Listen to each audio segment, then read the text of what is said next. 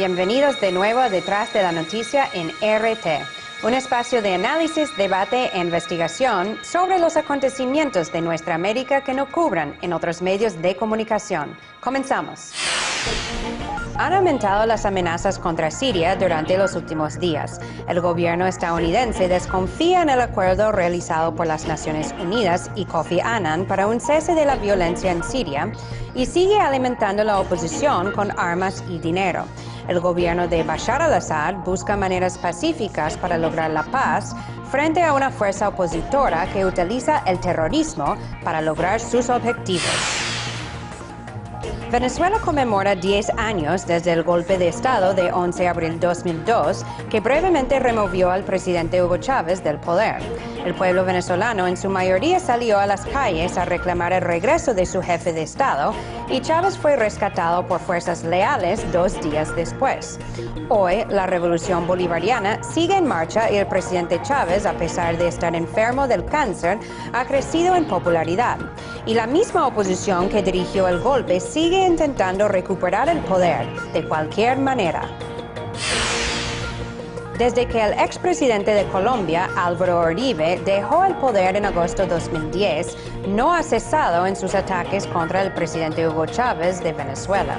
Ahora, Uribe pretende crear un frente internacional contra Chávez y otros gobiernos progresistas de la región con la intención de sabotear sus relaciones exteriores e impedir su reelección.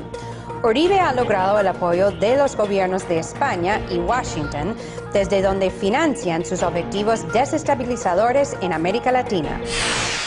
Desde hace un año, Siria ha estado en una situación de conflicto.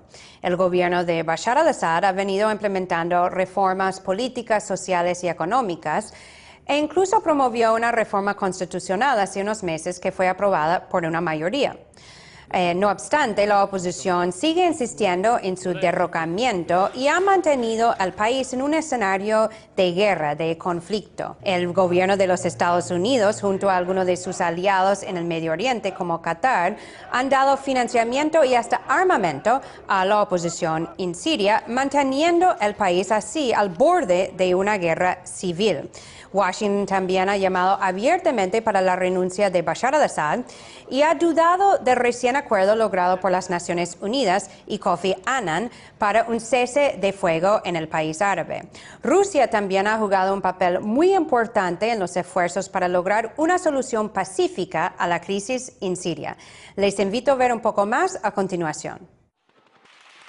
Una aspirina para bajar la fiebre de violencia. Este jueves en Siria entró en vigor el plan de paz del enviado especial de Naciones Unidas, Kofi Annan. La iniciativa propone el cese al fuego tanto por parte del gobierno como de las fuerzas opositoras. En las primeras horas del día límite se reportó que ambas partes rindieron las armas, despertando en los sirios la esperanza del próximo fin de los sangrientos enfrentamientos. Apoyamos el cese al fuego, todos los sirios lo apoyamos, porque ya estamos cansados de este caos y todo lo que ocurre aquí. La iniciativa de Annan es buena, a condición de que se respete la soberanía siria. Apoyamos el cese al fuego, pero estamos en contra de la retirada del ejército si esto lleva al desorden y a la expansión de los grupos armados terroristas. Y para prevenir posibles provocaciones, algunos países apoyaron la idea de enviar observadores internacionales a Siria para monitorear la situación interna. Abogamos para que se envíe cuanto antes observadores internacionales a Siria, puesto que la parte del plan del cese al fuego supone como condición la supervisión internacional eficaz. No excluimos la posibilidad de eventuales provocaciones. Por eso, la presencia de observadores independientes en terreno sirio es muy importante. Muchos ven el plan de Kofi Annan como la única salida pacífica de la crisis siria, que desde marzo del 2011 se ha cobrado más de 9.000 vidas, según la ONU. Anteriormente, la resolución respecto a Siria fue vetada 2 veces en el Consejo de Seguridad por parte de Rusia y China. Ambos países no aprobaron el documento, alegando temores a que se usara para justificar una intervención militar. La principal exigencia de la oposición y de la mayoría de los países occidentales es la dimisión del líder actual Bashar al-Assad. Sin embargo, el mismo emisario internacional sostiene que esta decisión está en manos de la población. La dimisión del presidente Bashar al-Assad es uno de los asuntos que deben ser decididos por los propios sirios. Nuestro fin es ayudar a los sirios a negociar y buscar una salida de esta situación.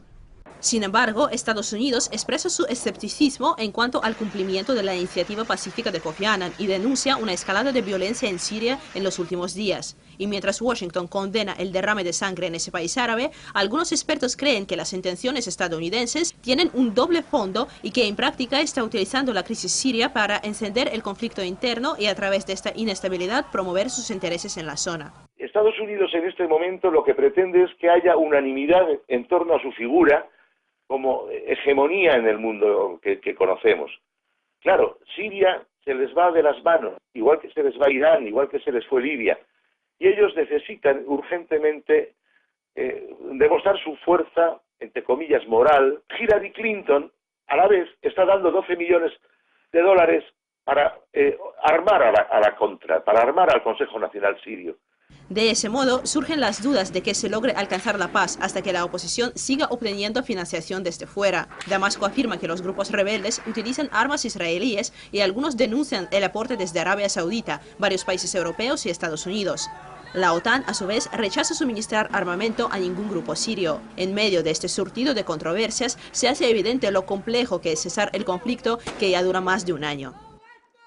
Y para profundizar más sobre el tema de Siria, vamos a conversar con el politólogo Alberto Cruz.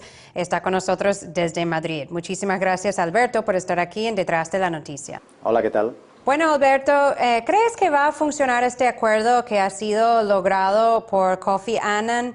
Y al mismo tiempo, una opinión sobre, bueno, lo que es uno de los asuntos aquí más polémicos, se podría decir, que es que el gobierno de Bashar al-Assad pide que la oposición deja también sus armas al mismo tiempo antes de que el gobierno deja sus armas. O sea, ¿cómo el gobierno puede dejar sus armas sin que la oposición lo haga? Bueno, para responder a la primera pregunta sobre las posibilidades que tiene el plan de paz de Kofi Annan, yo veo que tiene pocas. Veo que tiene pocas posibilidades de salir adelante por dos razones. La primera, porque la oposición en bloque, especialmente el Consejo Nacional Sirio, rechazó abiertamente este plan de paz de Kofi Annan, dijo que era una forma de darle tiempo al gobierno de Bashar al-Assad, y en segundo lugar por la injerencia externa.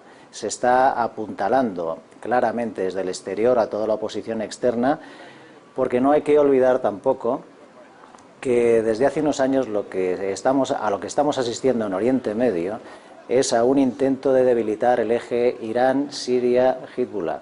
Y aquí claramente apostaron por el derrocamiento de Bashar al-Assad sin más tapujos desde el primer momento. Bueno, justamente para ampliar aún más sobre lo que ha sido esa injerencia externa, o sea, hay un nivel de injerencia externa ya muy conocida, admitida, como es el suministro de financiamiento, tanto como armas, equipos de comunicación a estos grupos de la oposición, algunos que ya muy conocidos, que son grupos incluso que han estado ejecutando acciones que se podrían clasificar como terroristas o violentos, como el Ejército Libre de Siria. Al mismo tiempo, el gobierno estadounidense ha llamado abiertamente, ha insistido en la renuncia de Bashar al-Assad. ¿Cómo ves esa injerencia externa? ¿Se justifica? ¿De alguna forma da más fuego al conflicto en Siria? Es evidente que da más juego a este conflicto. Antes habíais hecho la pregunta de por qué se pide que se desarme o que al gobierno de Bashar al-Assad y no a la oposición. Es evidente, yo creo que no habría que pedir tanto una renuncia a las armas de la oposición, sino que habría que exigir a los países que están alentando y armando a esta oposición, como las monarquías del Golfo y algunos países occidentales, Estados Unidos, Francia y Gran Bretaña principalmente, a quienes habría que exigirle estas garantías que ha pedido el gobierno de Bashar al-Assad por escrito, ¿no? Aunque yo creo que lo que están alentando o lo que están procurando, mejor dicho, es a mantener una tensión armada hasta las elecciones parlamentarias de mayo del 2012. El gobierno de Bashar al-Assad está más reforzado política y militarmente ahora que hace 2 meses. Ha logrado derrotar a la insurgencia armada en Homs y en Bab al-Arma. Por tanto, ahora la oposición es más débil y también es más débil la oposición armada. Eso me hace pensar que por lo que apuesta la injerencia externa, monarquías del Golfo y estos países occidentales, es por una especie de guerra de baja intensidad y una situación de desgaste del gobierno de Bashar al-Assad. Para un último comentario, Alberto, ¿qué impacto podría tener si se iniciara un conflicto desde el exterior, una agresión militar contra Siria, en caso de que eso sucediera? Yo no veo una agresión militar contra Siria, no lo veo por varias razones, especialmente geopolíticas. Hay que tener en cuenta que estamos en un año electoral en Estados Unidos, en el 2012, Barack Obama está en campaña, no es conveniente, y las encuestas así lo vienen apuntando, una nueva aventura militar, ni para sus ansias de reelección, ni tampoco para la recuperación económica. Pero recuerda que lo hizo en el caso de Libia. Sí, pero es que aquí hay una situación totalmente diferente. En Libia el ejército estaba desestructurado, mientras que el ejército sirio, después de un año, mayoritariamente, muy mayoritariamente, se ha mantenido unido y claramente apuesta por el mantenimiento del gobierno de Bashar al-Assad. Eso no hay que olvidarlo. Tampoco hay que olvidarlo que la clase media y la clase más pudiente económicamente en Siria está apoyando al gobierno de Bashar al-Assad. Eso lo dicen todas las encuestas y lo reconoce incluso encuestas hechas por la Fundación Qatar, por ejemplo, ¿no?, que tiene muy poco de pro-Siria o pro-Bashar al-Assad. Y al mismo tiempo, los sectores cristianos, alauitas e ismailitas, incluso sectores drusos, están cada vez más descontentos y temerosos con el auge yihadista que está adquiriendo esta oposición al gobierno de Bashar al-Assad. Así es, y tenemos que dejarlo hasta ahí, Alberto, pero muy importante esos comentarios porque nos están demostrando algo que no pasa en la mayoría de los medios de comunicación. Muchísimas gracias, Alberto Cruz, por estar aquí con nosotros. No hay de qué, hasta luego. Una agresión internacional contra Siria podría abrir la puerta a un conflicto hasta con Irán, algo que no es secreto que Estados Unidos ha estado buscando desde hace tiempo, ya que han venido también financiando esta oposición y armándolo con la intención de crear un conflicto interno que luego justifica una intervención internacional, tal cual como sucedió en el caso de Libia.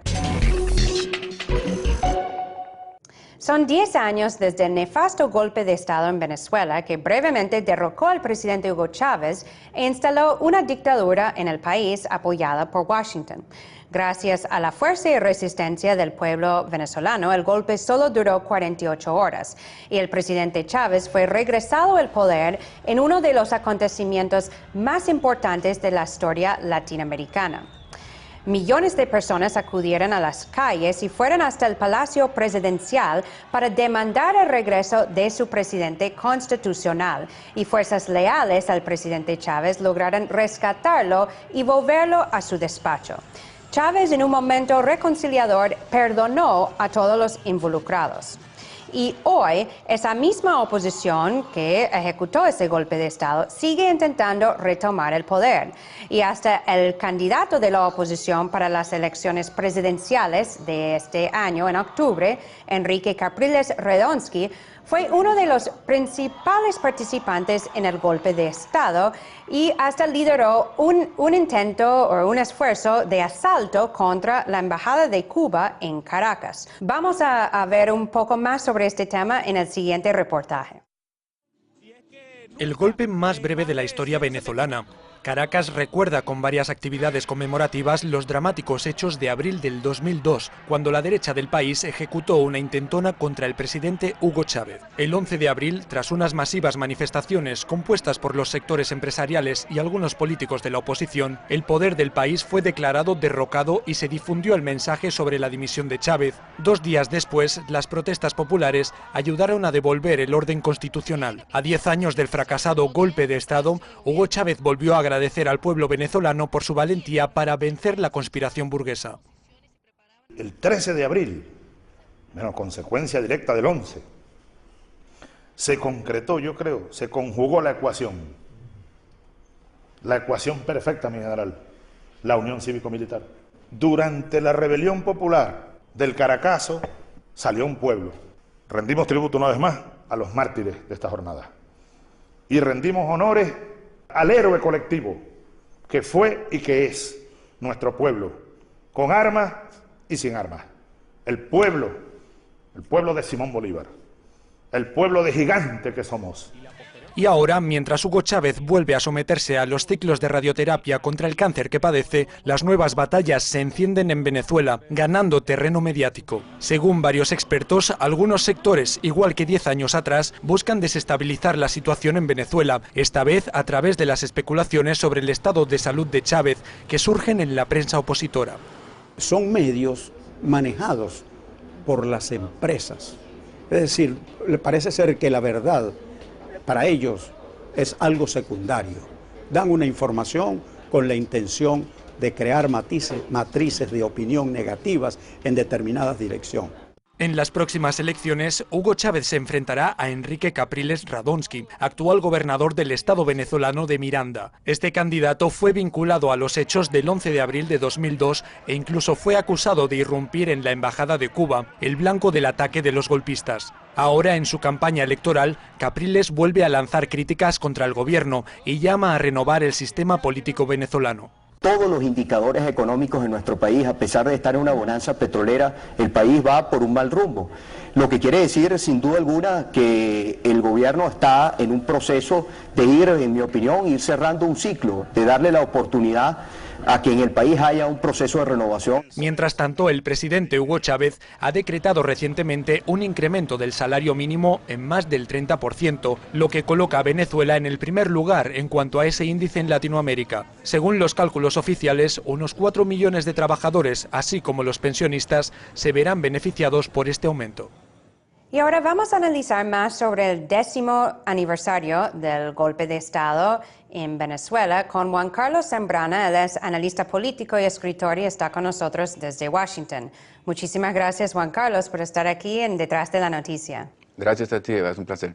Bueno, Juan Carlos, a 10 años de ese golpe de Estado que ocurrió en Venezuela, que brevemente derrocó al presidente Hugo Chávez del poder, hoy la revolución bolivariana está más consolidada, está más fortalecida y el presidente Chávez mantiene una popularidad muy alta. ¿Crees que el golpe ayudó de alguna forma a consolidar la revolución en Venezuela, aunque no fue su propósito principal, obviamente? Bueno, uno de los efectos colaterales de los golpes de Estado es que decantan en realidad las lealtades, porque los golpistas podían estar mimetizados en algunas funciones democráticas, se sacan las caretas y muestran sus verdaderos colores. En este caso, pues los colores fueron bastante feitos porque, aparte de ser antidemocráticos, son un poquito traidores a los intereses nacionales, ¿no?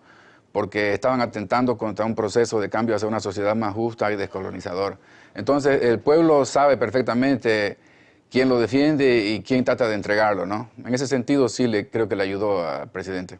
Bueno, hablando sobre quienes ejecutaron ese golpe, justamente uno de los principales participantes en el golpe de Estado en Venezuela hace 10 años es ahora el principal candidato de la oposición para las elecciones presidenciales que van a tomar lugar en Venezuela este año en octubre, Enrique Capriles Radonsky. Participó en un golpe, violó la Constitución de Venezuela, incluso apoyó, un proceso de dictadura en el país y ahora quiere representar al país a través de un proceso democrático. O sea, ¿no hay una contradicción y una hipocresía en esas acciones? Bueno, hay que tener en claro que la defensa de la democracia nunca ha sido un objetivo de la derecha latinoamericana. Por el contrario, la derecha siempre ha sido un accesorio, un mecanismo para el saqueo. Considerando que nuestros pueblos en gran medida, han vivido exportando los recursos naturales, hemos sido víctimas de saqueo de las potencias que lo consideran estratégicos. Pero nunca lo han hecho solas las potencias, lo hacen con la complicidad de estas oligarquías locales que se enriquecen con eso. Por lo tanto, en la política eso se ha reflejado históricamente. La derecha siempre ha defendido, ha apoyado el saqueo, y la derecha ha sido perseguida, asesinada y hasta ahora resistida por defender al pueblo y por defender los recursos naturales. Entonces, la derecha no tiene argumentos válidos para competir en democracia y convencer a un pueblo de seguir siendo explotado. Entonces recurren al magnicidio, al golpe de Estado y lo que hacen es encaramarse en el poder para legitimizarlo con los millones que le llegan del exterior y después legislar a favor de ellos mismos para restaurar la estructura que permite el saqueo. Cuando hablamos del golpe de Estado en Venezuela en abril de 2002, estamos hablando del siglo XXI y un golpe además apoyado por Washington, utilizando ONGs, las agencias como USAID, como la NED, etcétera, para canalizar los fondos y apoyar la oposición. Pero después del golpe que fracasó, afortunadamente en Venezuela, hubo un golpe de Estado exitoso en Haití en 2004, hubo otro exitoso en Honduras en 2009, hubo un intento de golpe de Estado en Bolivia en 2008 y otro en Ecuador en 2010. ¿Crees que el golpe de Estado sigue siendo una de las principales tácticas que emplea Washington y la derecha internacional para lograr imponer su agenda? Sí, cómo no, es un recurso que siempre lo han utilizado porque tienen recursos para ellos. Tú ya viste cuando se reunió ahí en el Capitolio la extrema derecha después de la victoria que tuvieron en las elecciones de medio término, cuando bajo el título de peligro en los Andes, amenaza contra la democracia, yara, yara, yara, entonces se reúnen todos ellos a ponerle nuevo rótulo, nuevo nombre a las motivaciones por las cuales pueden intervenir. Entre esos estaba la defensa de la democracia, la defensa de los derechos humanos, la defensa de muchas excusas que pueden tener, terrorismo, nos van a vincular con todo. Entonces, sí, ellos tienen como último recurso la invasión armada. Y lo que tú mencionabas de Honduras es una vergüenza. Ellos acusan a Venezuela de narcoestado, acusan a Bolivia de narcoestado, y sin embargo es ahí donde han establecido un verdadero narcoestado con soporte estatal y con el silencio cómplice de Estados Unidos, con el apoyo de Estados Unidos.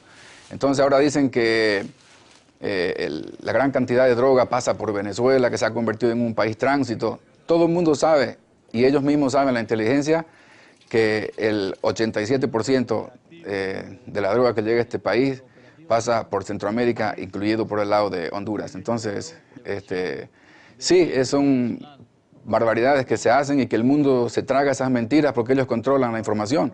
Por eso, nuevamente, desde que descubrieron que el ser humano reacciona no a la realidad, sino a la percepción de la realidad, la derecha se dedicó a invertir millones en cambiar esa percepción de la realidad que pueda tener el público.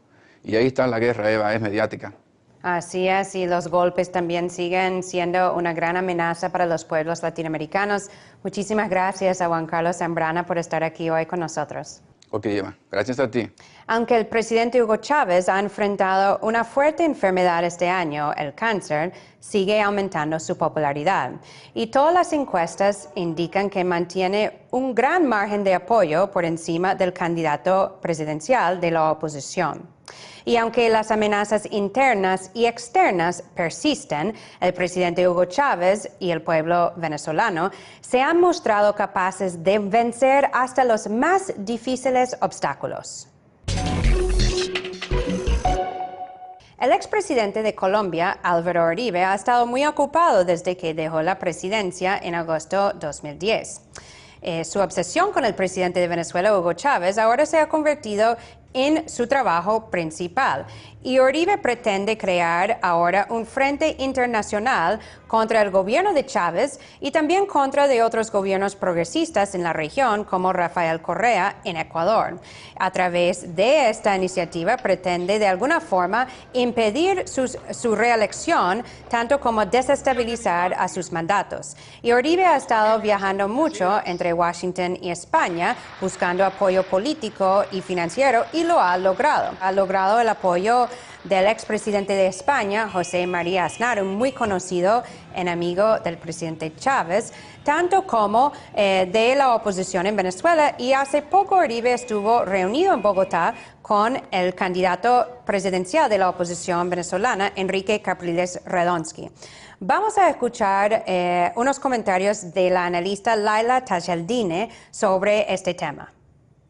Hoy Estados Unidos está de todas las formas tratando de desestabilizar nuestro territorio, a través de organizaciones no gubernamentales, a través de estos tipos de fundaciones y estos tipos de caretas como lo es Álvaro Uribe y todos sus amigos expresidentes que durante su mandato solamente sirvieron a los intereses de los Estados Unidos. Entonces es una relación totalmente estrecha que incluso, y ya fue denunciado por el propio presidente Chávez, que tiene extensión hacia el ahora candidato presidencial de la derecha del capitalismo, como lo es Enrique Capriles Radonski, que con el apoyo de Álvaro Uribe, pero más en el fondo, con el apoyo de los Estados Unidos, pretenden desestabilizarnos aquí en Venezuela y llevar este clima de paz que va hacia las elecciones con un clima de guerra, de desesperación, de desestabilización, para así, de alguna manera, revertir o intentar revertir lo que todo el mundo sabe y lo que las encuestas te dice, y es que es totalmente irreversible que el presidente Chávez nuevamente resultará electo como presidente de la República Bolivariana de Venezuela. Y la alianza de Uribe con Washington, o entre Uribe y Washington, no es un secreto. Uribe, conocido por sus vínculos con el paramilitarismo y el narcotráfico en Colombia, ha sido desde hace tiempo un gran aliado de la derecha estadounidense, con quien ha trabajado muy fuerte para eliminar la izquierda en América Latina. Pero hoy Uribe ya no es presidente y su gran némesis, el presidente Hugo Chávez, sigue gozando de una alta popularidad continental. Golpe y contragolpe, guerra y paz. Los intentos de desestabilizar y sabotear siempre son enfrentados por la voluntad del pueblo. Y como siempre, nosotros seguiremos aquí investigando, analizando y reportando todo lo que sucede desde nuestra América detrás de la noticia. Me pueden seguir mientras tanto vía Twitter, @EvaGollinger. Muchísimas gracias por estar con nosotros y hasta la próxima.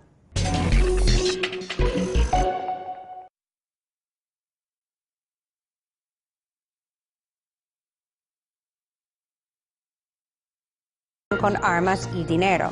El gobierno de Bashar al-Assad busca maneras pacíficas para lograr la paz frente a una fuerza opositora que utiliza el terrorismo para lograr sus objetivos. Venezuela conmemora 10 años desde el golpe de Estado de 11 de abril de 2002, que brevemente removió al presidente Hugo Chávez del poder.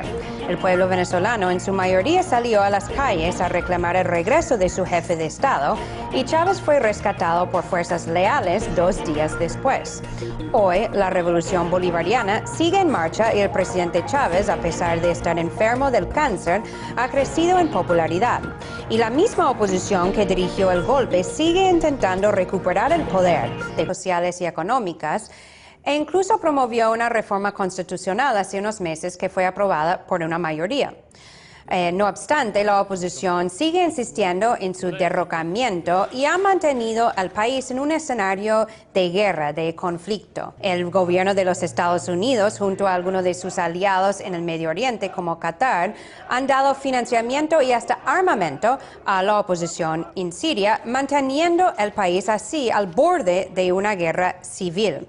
Washington también ha llamado abiertamente para la renuncia de Bashar al-Assad y ha dudado del recién acuerdo logrado por las Naciones Unidas y Kofi Annan para un cese de fuego en el país árabe. Rusia también ha jugado un papel.